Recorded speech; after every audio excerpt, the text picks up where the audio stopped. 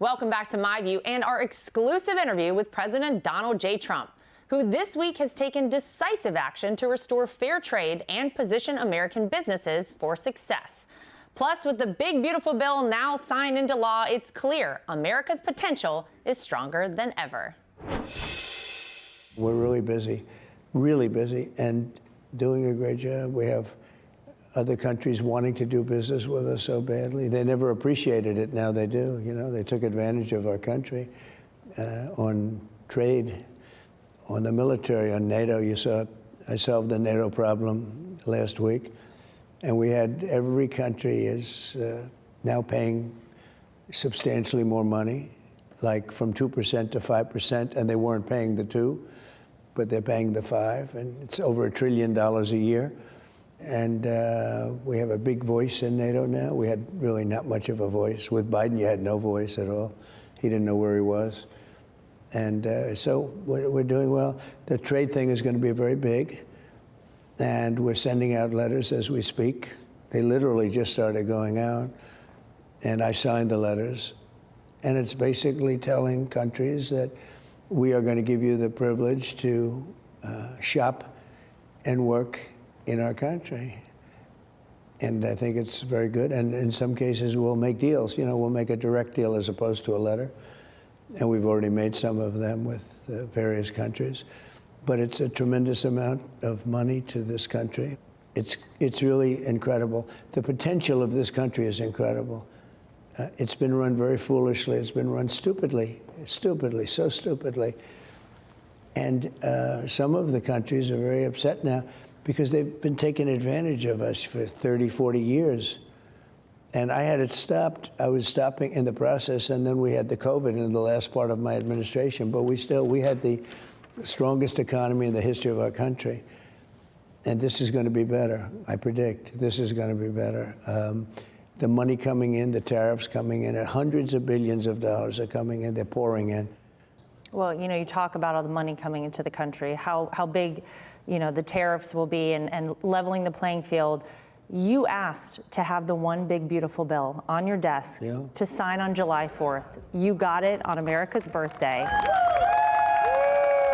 The question I think a lot of people have is when will they actually start to see the positive impact from the one big, beautiful bill in their lives? The tax cuts, all of the big things that we could see from that.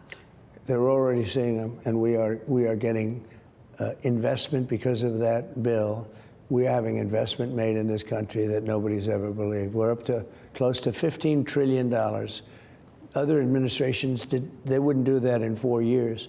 $15 trillion, and we did it in, I mean, that was a number from a couple of months ago, and now it's substantially higher than that. We're having car companies come in and build their plants here, which they wouldn't have even thought about. They would have never done it. We have AI, which is the big hot thing, and they're spending trillions of dollars in this country. They wouldn't have done that without what we just did last week. And, you know, I tell Republicans, you have to speak positively about it. Like when I have a chance with you and your show is doing so well, your ratings are so good, what's going on? Better after this. Congratulations. It's really a great success. So I say to people, Republicans or anybody, explain the bill because it's so big and so good. Because the Democrats, they only do one thing good, and that's complain. And they say it's going to cause death and this and that. They don't mean it's a soundbite. Somebody gave them a soundbite. It's going to cause death. Not going to cause death. It's going to keep people alive, and it's going to make our country successful and really successful. So I always say you have to explain because they have soundbites like Russia was a soundbite. They make up a soundbite and they send it to the fake news and they send it all over the place. So we have to fight back and we have to live by our wits. And it's unbelievable. It's the most incredible bill, one of the most incredible bills ever passed, and it's the biggest. It's the biggest bill of its kind ever passed, and we have to talk about it. When you think about no tax on tips, no tax on Social Security, no tax on overtime, a big tax cut in addition to that, plus we're saving the tax cut that we made years ago, which is big. It expired in another couple of months. It would have expired. They would have had a 68% tax increase, and now they have a tax cut. And you have to explain that to people because, you know, the public, they're driving a cab, they're working as a lawyer, accountant, or a teacher, or doing any one of a million different things. They're not into it like we are. You have to explain it. So every chance you get, because what they do is they set a phony, you know, they're fake. The Democrats are fake. They're part of the fake news. And the fake news will take it and they'll go with it. Because I have learned so much about the news. I so admire honest reporting. There's not that much of it, though. We really don't have that much. And I think to make America great again, you need at least, we have to get a bigger percentage than we have. And nobody understands why. Why would somebody make up stories to make Biden look good when the man was grossly incompetent? What good does it do? I mean, other than lose credibility. You know, they're down at the lowest number for credibility that they've ever had. They're way below Congress, which is very interesting. And I think Congress came a long way recently because we have people like Mike Johnson. He's been incredible. John Thune's been incredible. All of the people under them in, you know, the Senate and the House. I've gotten to know them really well and maybe better than ever because of this. This was almost an impossible thing to get approved because, remember, you didn't have one Democrat vote, even though these are the biggest tax cuts in history, even though all of the things, it's going to bring jobs, it's going to bring everything. We didn't have one Democrat vote because they said don't vote. And the one thing they do well is they stay together. You're reading stories now that a lot of them wanted to vote for it, but they couldn't. They couldn't do it. I read one this morning about a certain Democrat from a certain location in New York who wanted to vote so badly for it. He said, this is going to kill our career if we don't vote. And he really didn't vote because they really do control that. It's pretty incredible. And they stick together.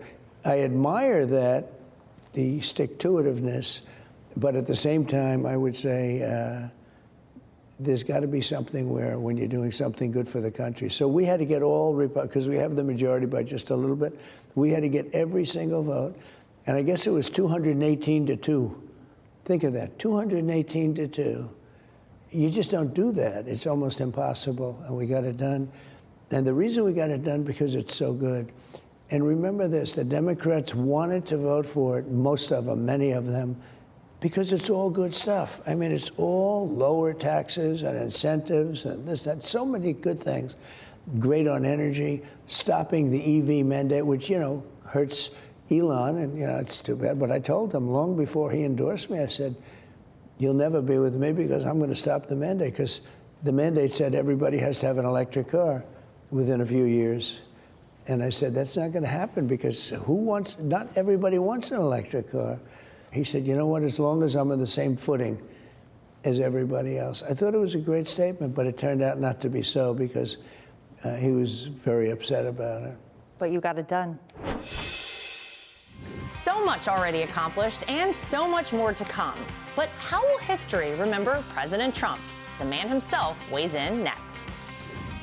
I really believed our country was going down for the fall. I don't know if it ever could have come back. It was very close to the edge. And I really would like to be known as the man that saved our country. Hey, Sean Hannity here. Hey, click here to subscribe to Fox News YouTube page and catch our hottest interviews and most compelling analysis. You will not get it anywhere else.